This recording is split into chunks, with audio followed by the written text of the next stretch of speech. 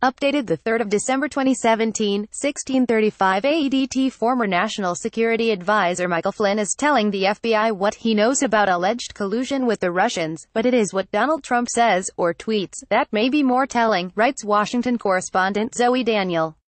Donald Trump may have just dropped himself in it in a big way.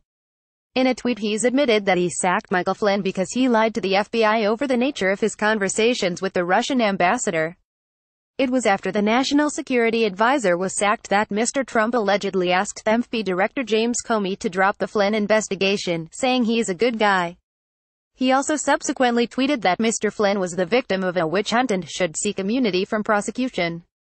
Yet, by the president's own admission today, he knew all along that Mr. Flynn was guilty of a federal offense. On Friday it was announced that Mr. Flynn had cut a plea deal with FBI Special Counsel Bob Mueller, would plead guilty to conversations with the Russian ambassador that aimed to influence Russian foreign policy, and would assist the investigation.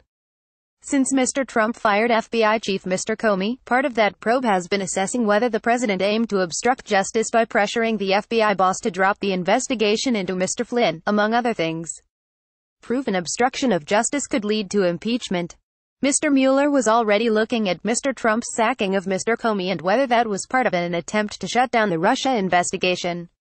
The president has now admitted that he knew Mr. Flynn had committed a federal offense, yet at the very least encouraged him to seek immunity anyway, and at worst tried to get him off the hook by asking the head of the FBI to abandon the investigation into his activities.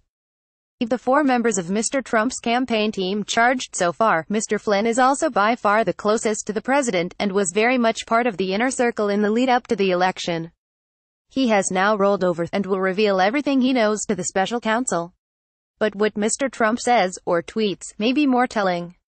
Today's tweet could prove a turning point for the Trump administration, and not in a good way.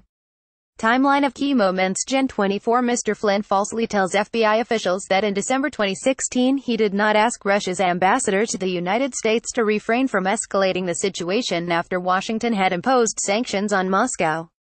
January 26 Acting Attorney General Sally Yates tells White House counsel Don McGahn that Mr. Flynn lied about the nature of his calls with the ambassador, and alleges he is vulnerable to blackmail.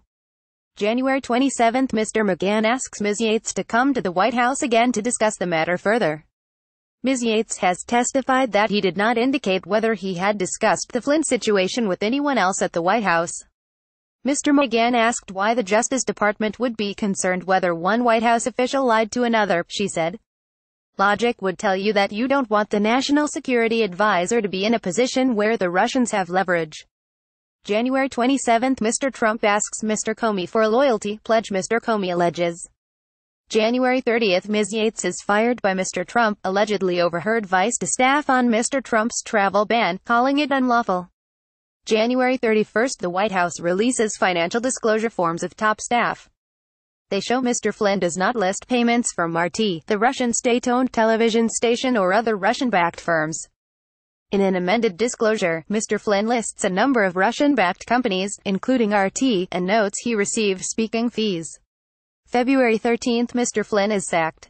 February 14 in White House Press Secretary Sean Spicer says Mr. Trump asked Mr. Flynn to resign because of erosion of trust because he lied to Vice President Mike Pence, and says the president was immediately informed of the conversation Ms. Yates and Mr. McGahn had. February 14 then FBI boss Mr. Comey says the president told him he wanted to talk about Mr. Flynn, described him as a good guy, and said, "I hope you can see your way clear to letting this go, to letting Flynn go. He is a good guy. I hope you can let this go." February 16 the president is asked at a news conference, "Did you direct Mike Flynn to discuss sanctions with the Russian ambassador?" Trump answers, "No, I didn't." Trump adds, "I fired him because of what he said to Mike Pence. Very simple. Mike was doing his job. He was calling countries and his counterparts. So, it certainly would have been okay with me if he did it. I would have directed him to do it if I thought he wasn't doing it. I didn't direct him, but I would have directed him because that's his job." March 31 Mr. Trump tweets Mike Flynn should ask for immunity and that this is a witch hunt excuse for big election loss by media Dems, of historic proportion. April 25 Mr. Flynn tells contacts that he is still in communication with Mr. Trump, and says he received a message from him to stay strong. May 8 Mr. Trump tweets that the Obama administration gave Mr. Flynn security clearance. May 9, Mr. Comey is fired. May 10, Mr. Trump meets Russian Foreign Minister Sergei Lavrov and Ambassador Sergei Kislyak in the White House. According to the Russians, Mr. Trump says of Mr. Comey, "He was crazy, a real nut job.